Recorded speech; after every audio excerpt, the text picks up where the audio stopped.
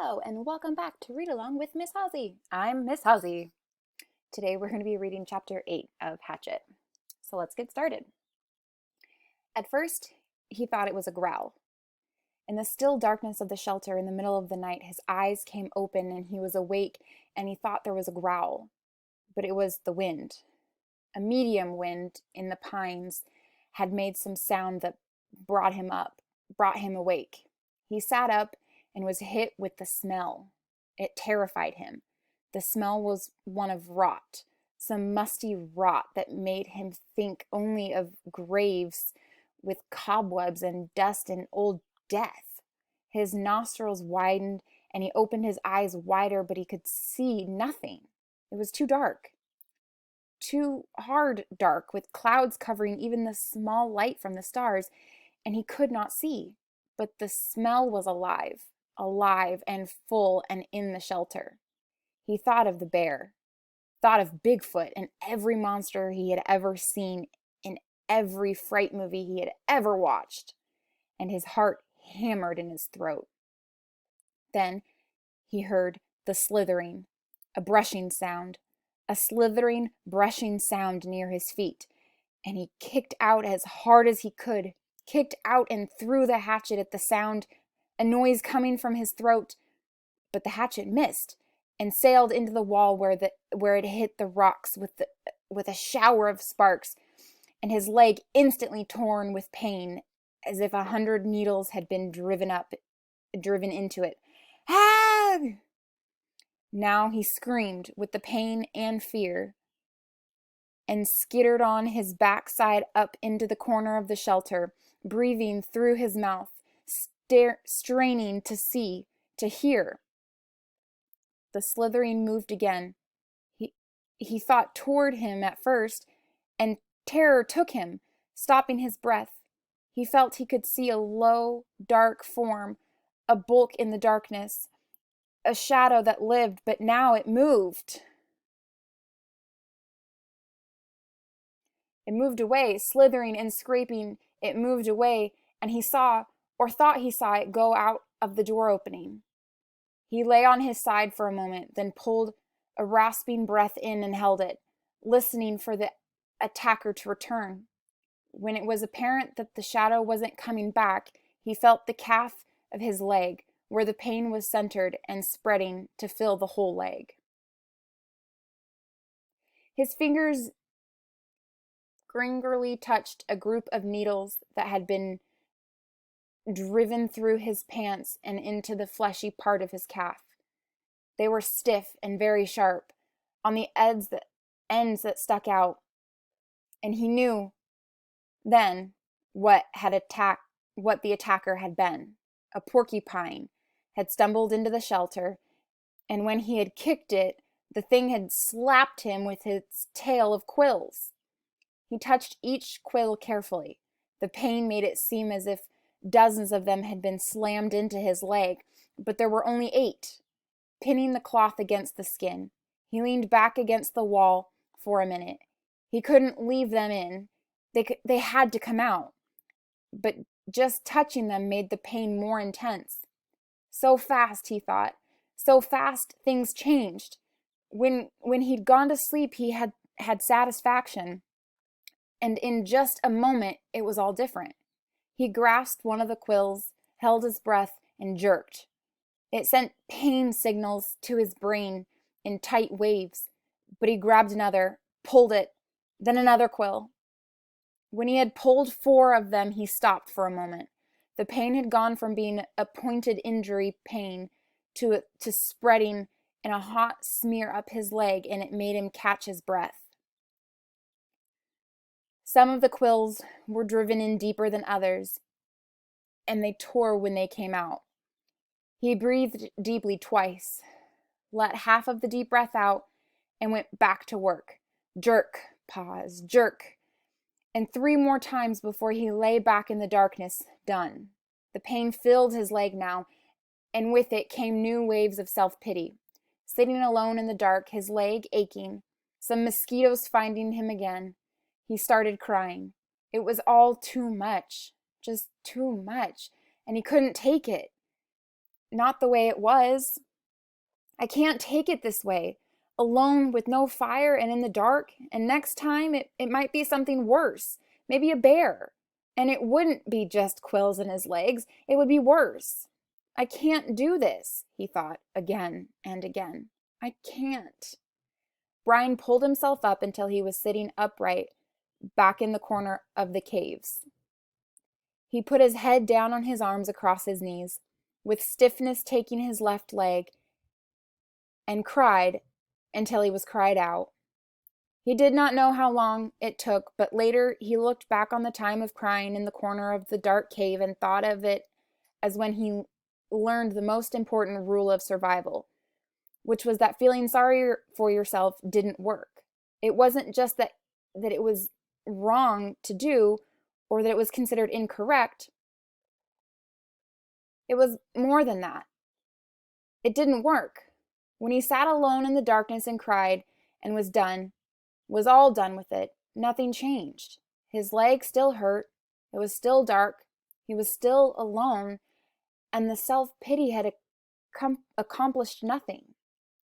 At last he slept again, but already his patterns were changing, and the sleep was light, a resting doze more than deep sleep, with small sounds awakening him twice in the rest of the night. In the last doze period before daylight, before he awakened finally with the morning light and the clouds of new mosquitoes, he dreamed. This time it was not of his monster, not of the secret, but of his father at first, and then of his friend Terry. In the initial segment of the dream, his father was standing at the side of a living room looking at him. And it was clear from his expression that he was trying to tell Brian something. His lips moved, but there was no sound, not a whisper. He waved his hands at Brian, made gestures in front of his face as if he were scratching something, and he worked to make a word with his mouth, but at first Brian could not see it. Then the lips made a shape, but no sound. Ma. Brian could hear it, could not understand it, and he wanted to so badly. It was so important to understand his father, to know what he was saying. He was trying to help, trying so hard, and when Brian couldn't understand, he looked cross, the way he did when Brian asked questions more than once, and he faded. Brian's father faded into a fog place. Brian could not see, and the dream was almost over. Or seemed to be, when Terry came. He was not gesturing to Brian, but was sitting in the park at a bench looking at a barbecue pit, and for a time nothing happened. Then he got up and poured some charcoal from a bag into the cooker, then some starter fluid, and he took a flick type of lighter and lit the fluid.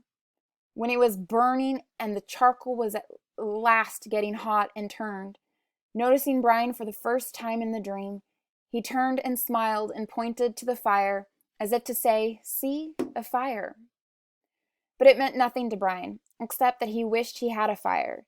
He saw a grocery sack on the dining room table next to Terry. Brian thought it must contain hot dogs and chips and mustard, and he could think only of food.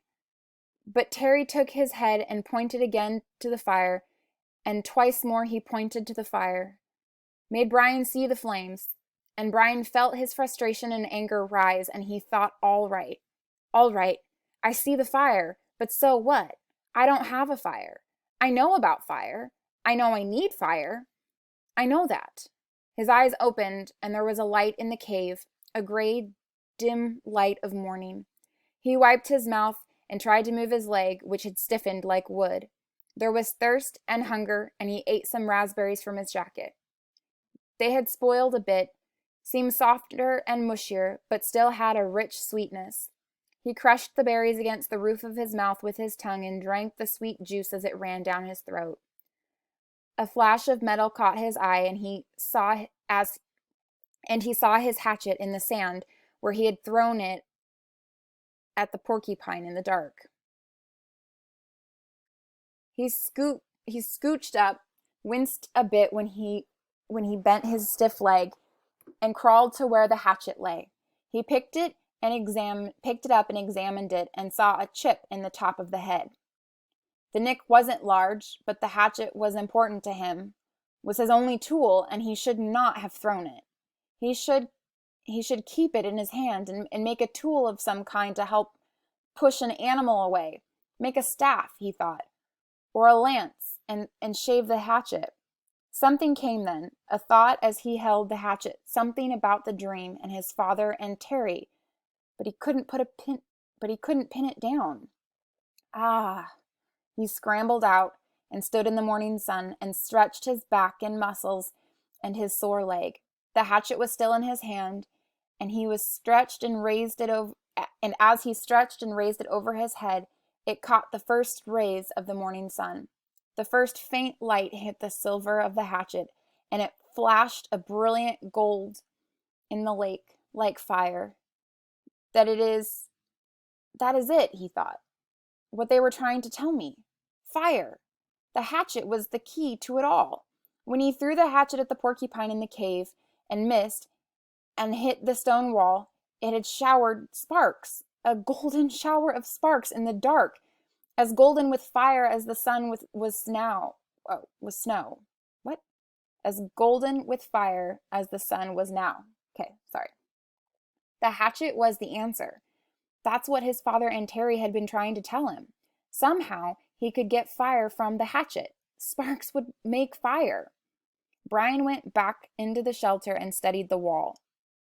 It was some form of chalky granite or a sandstone, but embedded in it were large pieces of darker stone, a harder and darker stone.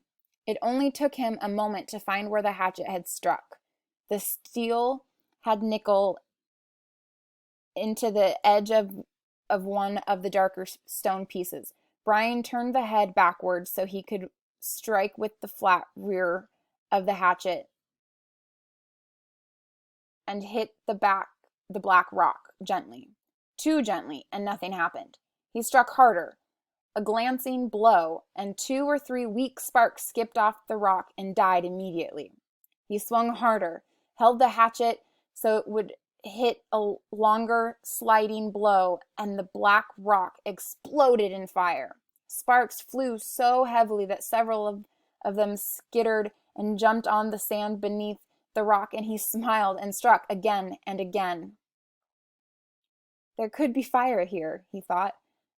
I will have a fire here, he thought, and struck again. I will have a fire from the hatchet. And that concludes chapter 8.